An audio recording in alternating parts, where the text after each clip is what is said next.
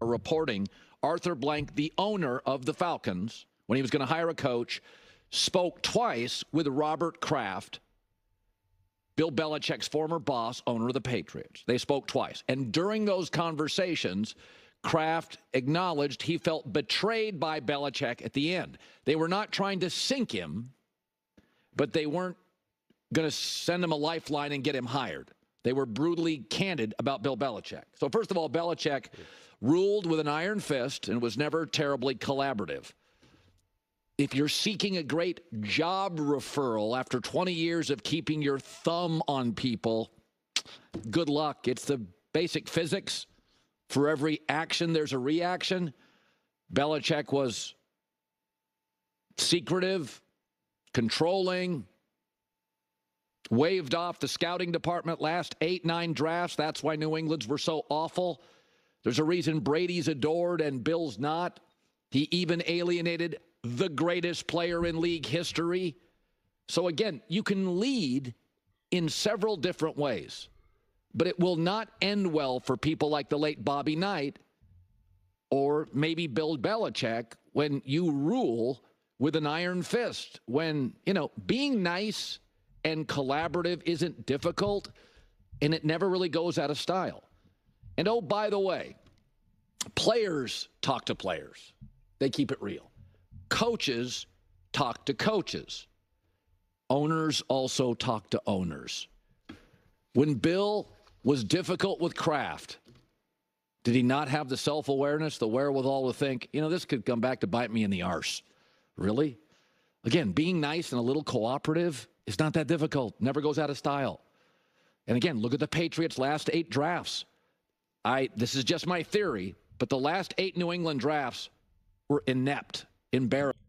So I just wanted to pause real fast because I wanted to say that I don't disagree at all. I agree with what Colin is saying, but I want to point out that Colin has talked at length, specifically using Harbaugh and actually even Bill Belichick as an example as to, because he talks specifically about how Harbaugh makes people uncomfortable and that he wants things done his way and that people don't like that. But you know what? That's what ultra successful people do. He's a winner, and that's what you do. You can't get along with everyone and do kumbaya. Like, he's talked extensively about that. And now that Belichick is on the other side of that coin, he's saying, why did you do it that way? See, this is dumb. You shouldn't be like this. And it's just, he's playing both sides there, and I just think that that's pretty absurd. Because again, he was saying it was totally okay for Harbaugh to rub people the wrong way, to be uncomfortable to work with, yada yada yada, because that's what it takes to be excellent. And now that Belichick is suffering the consequences of that approach, he's now saying, "Hey man, it's your fault. You shouldn't be like that." And it just doesn't really make sense to me. Embarrassing. And yet Nick Caserio leaves New England, goes to Houston, and he's been unbelievable in personnel moves. How is that possible? He was in New England because Bill waved him off and wouldn't listen enough. So football's a team sport. Bill didn't ingratiate himself to the Crafts enough, Brady enough at the end. He was a bit of a tyrant. And even for Julius Caesar, you'll get stabbed in the back. Et tu, Bill. That's the way it works. Did Bill never, when you lead and you have all the power and you keep your thumb on people, once the winning dries up, don't be shocked if there's a little resentment. I don't feel sorry for Belichick. Reap what you sow. J-Mac with the news. Okay, so it's interesting. I want to unpack this in a few different ways, but mainly what this highlights, I think this could highlight a couple of things, but what this really highlights, especially in sports and just business and life in general, is it's kind of like the mafia. They used to see this kind of highlighted in like The Sopranos or other mafias type stuff, mob type shows, but it's, you're only as good as your last envelope, right? Meaning you're only as good as the last amount of money that you brought in. And the moment you're not bringing in that money, it's like, I don't care what you did in the past. I don't care that you made me rich. I don't care that you've been loyal, this, that. It's, you're only as good. Now, I think if you're a kind, good person and people genuinely like you, then they are willing to extend you that grace. But if not, if you're jerky and yet and they don't like your personality, they don't get along, but you're still producing, it's more like I'm enduring this because you're producing, but the moment you don't produce, we're out of here. You're out of here. And I think that's what's happening with Belichick, is that, because on one side you could be like, well, look what Bill brought to you. Look at this. You know, like how could you not give him the benefit of the doubt? How could you not, try to help him, get on his feet when you guys go separate ways? Like, he helped build the empire of the New England Patriots. And on the other side, it's like, that's what happens when you're someone as powerful as Kraft or any of these other high level people. It's like, they don't necessarily see it as, look what he did. It's more like, look what I built. Like if I'm Kraft, it's like, I hired Bill Belichick. I'm the one that put together these pieces here. So like, yeah, you were the coach, but like, I'm the master. I'm the owner. I'm the god here. You're just a dude, You may be your own god, but you're a god on earth. Like I am in the heavens. And that's like it's a different level.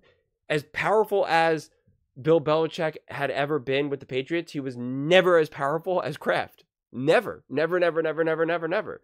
And so, the moment that someone like that is not producing, it's like, okay, goodbye. It's very cutthroat. And I'm sure there's some appreciation, but when you're a jerk, it's just, it's hard to keep. You have to keep cultivating that. You have to keep ringing the bell. When someone is and you don't get along with someone and they're difficult to be with, you can have gratitude for what they're giving you. But to me, it's like when you're hitting a hammer on a bell, it's like you have to keep doing it, because as soon as the bell stops ringing, it's like you forget that there's even a bell there at all. So you have to keep hitting it and hitting it and hitting it to keep re-arousing that gratitude and that sense of, I'm grateful that Belichick is our coach, this, that, and the third. But when someone is a good person and you really get along with them and you want to see them succeed and you want to support them, it's no effort. That bell is just always ringing because they're ringing it themselves. They're sending that message to you. And it might sound like a cheesy analogy, but we're seeing it play out in front of us. It's why we see other players around the league get first, second, third, fourth, fifth chances, while other players, it's like, nope. I don't need you. If anyone who's ever been in a relationship with someone, it's like if someone was never that good, right? I don't know if any of you have ever ended up in a relationship where you probably shouldn't have been from the very beginning, but there you are. And when things get really rough, you're less likely to give them the benefit of the doubt. But when you are with someone who is genuinely kind and sweet and someone who you really want to be with, when they do mess up or you get on each other's nerves and, ultimately, as that always will happen, you give them the benefit of the doubt. You're like, you understand. And so you want to give them a first, second, third, fourth, fifth chance. And to me, no matter how high Belichick has succeeded, it still seems though that people just fundamentally, inherently did not like him. And the whole thing is well, they kept winning, so you're going to go along with it. But the moment that stops, it's goodbye. See ya. I'm not going to lose sleep over it. Be a better person. You could have succeeded and not been that way from their, from their perspective. And so I think that's why Belichick has trouble. Will he coach again? I think that's too strong of a question, or the answer if it's no is too strong, unless he truly was a monster. Unless he's more of a monster than we even realize. Because based off of everything that I've heard, it would seem extreme that he would never coach again. But at the same time, again, I think people ultimately like to enjoy the people that they work with. And if that whole Belichick aura and mystique around his greatness has already been shattered, people are already hesitant, even without his personality. They're hesitant that he could even bring a winning culture to their franchise. And so now if you add that he's also difficult to work with, it's kind of like, why take that chance? I'd rather take a chance on and also the fact that defense is, being marginalized relative to offense. And so it's like, Why not take a chance on a hot shot OC or a hot shot college coach who's offensive oriented? You know, it's like, who would you rather, if you were an organization, who would you rather take a chance? You have to take a chance on someone, and you have to give them a pretty big paycheck. Is it going to be someone like a Lincoln Riley, or is it going to be a Bill Belichick? I mean, one has proven to win Super Bowl after Super Bowl after Super Bowl, while the other one has not proven at all technically. But I think in this day and age, you're going to go with the college coach. You're going to say, hey, let's see what he can do. Especially with these guys, since they're so wealthy that if they end up not being great, they just fire him and, you know, hire someone new anyway. But Belichick has the potential to really wear out an organization. I mean, just look how it ended in New England. And there was no actual reason why it needed to be like that. There was no actual reason why it needed to be like that. Of course, they would have been down after losing Tom Brady, but it didn't need to be as much of a disaster as it was. And since it was such a disaster, understandably so, people then question, well, wait a second, what is Bill actually capable of? And if he wasn't capable of building something beyond Tom Brady, why do we think that if we bring him to our franchise where we need to rebuild and do something, why do we think that that man will be able to do it? There's no real reason to believe it. But those are just my thoughts. I would absolutely love to hear yours. Do you think Bill Belichick will ever coach in the NFL again? Let me know in the comments below whether you agree with me or disagree with me. Either way, I read every single comment. So let's get in some discussions. Let's get in some fights. But ultimately, let's just have some fun.